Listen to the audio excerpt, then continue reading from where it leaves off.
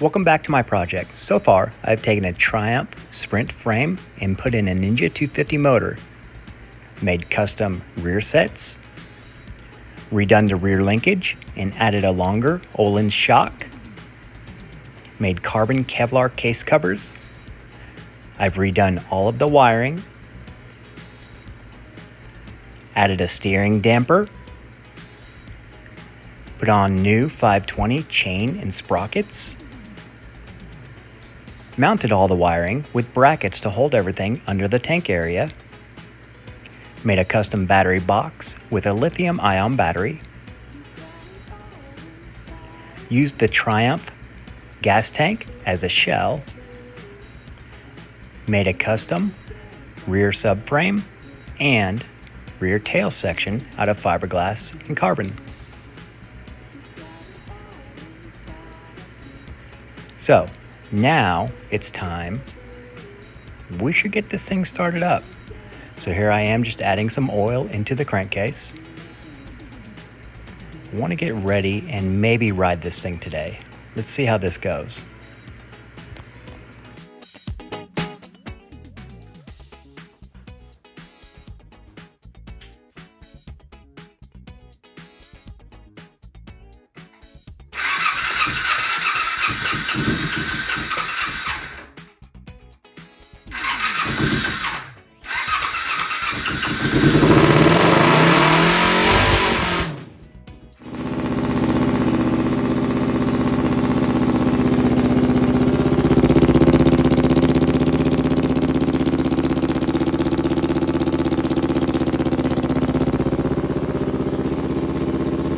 So good news, it does run, and it's just running and idling pretty well, just off the fuel and the float bowls. But I can't ride it until I can change gears. So let's work on that first.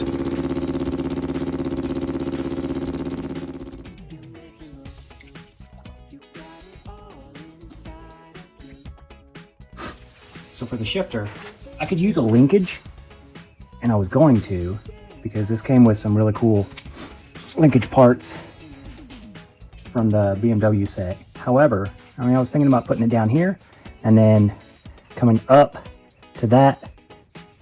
But then I thought every piece of linkage is gonna have some slop. So slop here, slop there, slop there, slop there, and that sums, that adds up. And the sum of those tolerances, or lack thereof, is going to feel loose. So my thought was, I know that when this goes clockwise, it advances gears. So if I can literally just put an old school lever on here and it will make it go clockwise when I kick it down. So it's GP shift with no linkage. And I know that for my comfort, the nub needs to be right there. That's where it needs to be in my riding position. So basically, I'm just going to make a lever from here to there. Piece of cake.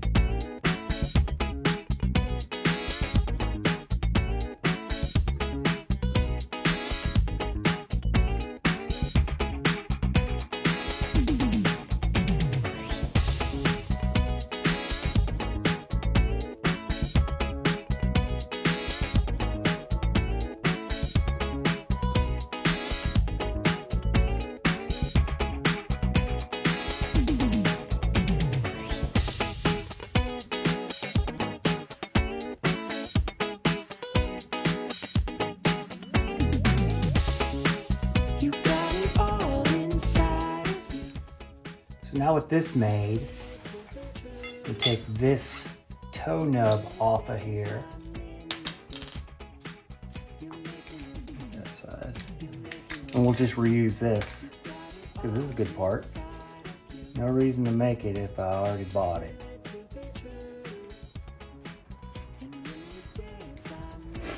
So if you notice, when I was grinding and drilling on this steel piece, drilled my hole first. It's so much easier to drill holes in a large piece that you can hold on to in many different ways than it is to make all the cuts and have it right here at the end and try to drill the hole in the end there. It just makes it easier for you. So.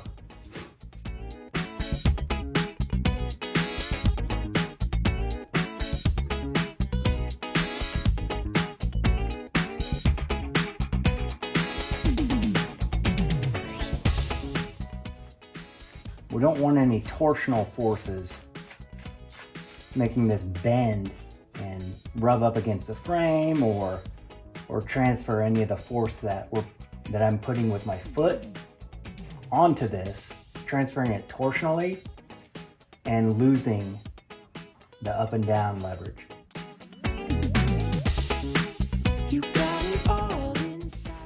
Throw this 10 mil up in the bottom there.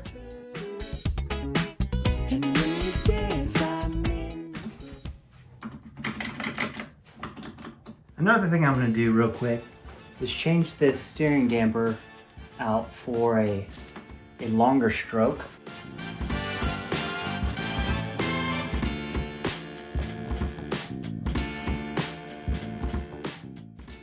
Showing them together. The amount of stroke that this has is 2 times the amount that the smaller one has. This would work, and especially for sprints, this would work just fine. This has a larger diameter shaft, and it also has twice the amount of stroke. So it allows me to stroke through more motion in order to damp the same amount of motion that is moving.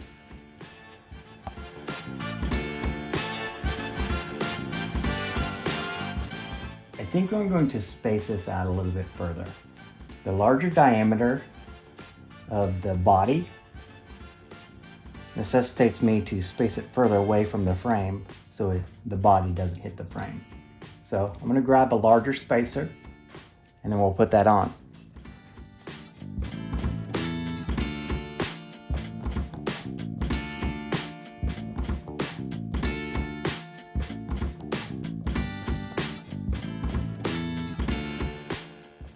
Same movement of my forks, back and forth, that hasn't changed. It still has the same range of motion from here to there. So that same movement is static. But now we're damping that with twice as much shaft, twice as much movement within the steering damper for a more efficient damping force provided. So this will work much better for much longer.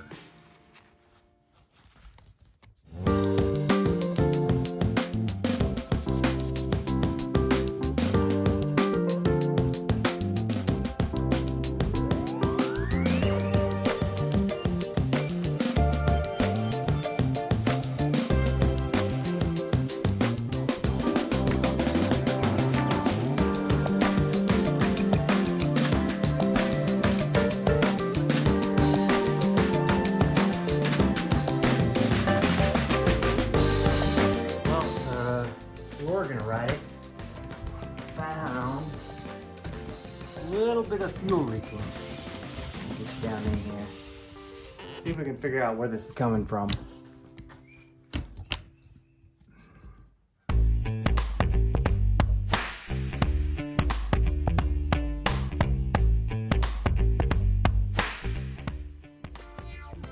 Kind of hard to see. So the line that comes into the side of the carburetors, it feeds the bowls. I can't see it. But that's leaking, so right there, laying right here. That one was leaking where it hooked onto the filter.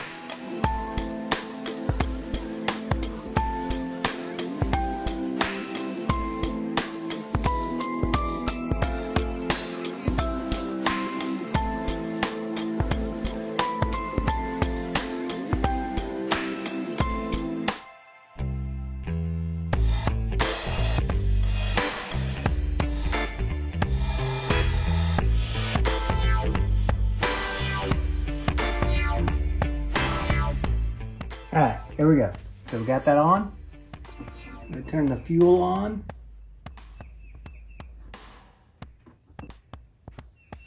And it looks like we are good to go.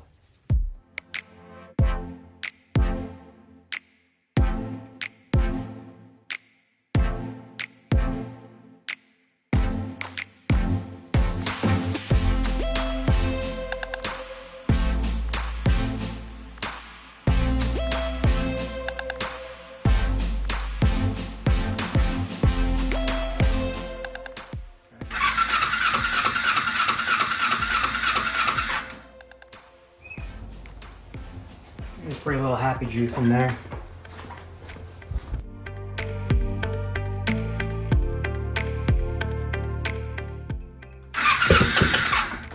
Yep.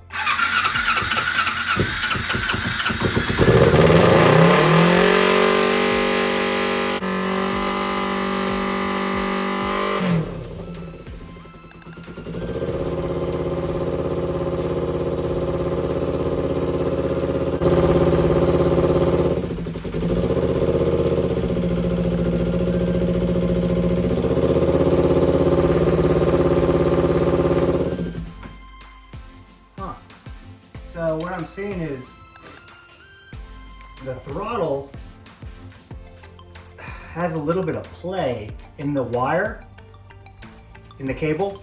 So with it being a single cable throttle, it's not necessarily returning as it should. And that's one of the things I do need to take care of, because it must have either a spring that returns it or a secondary cable like the stock throttle. So it does have a spring on the carburetor itself, on the shaft, a radial spring. I'm going to add a linear spring to the linkage in order to make it close even when the throttle is slacked. So I'm gonna do that now.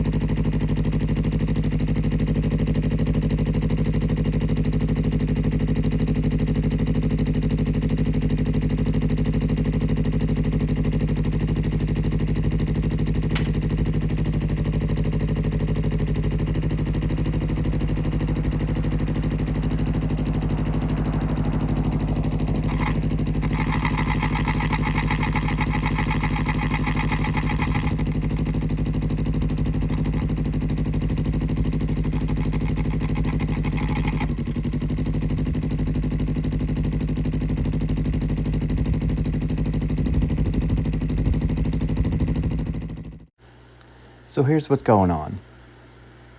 The clutch just doesn't engage. Like there's no power being put through the clutch to the driveline. When I clicked it in gear, the gears would engage. I could feel the cogs rubbing against each other as you feel in first gear on all bikes. I can feel that. And as I pushed it forward and I got up enough speed for the gear lock out to remove itself, I could feel it engage in higher gears as well as I clicked through. However, it just won't put any of that power through the clutch. So next up is seeing what's up with that. I'm gonna have to yank off the clutch cover and see what's going on.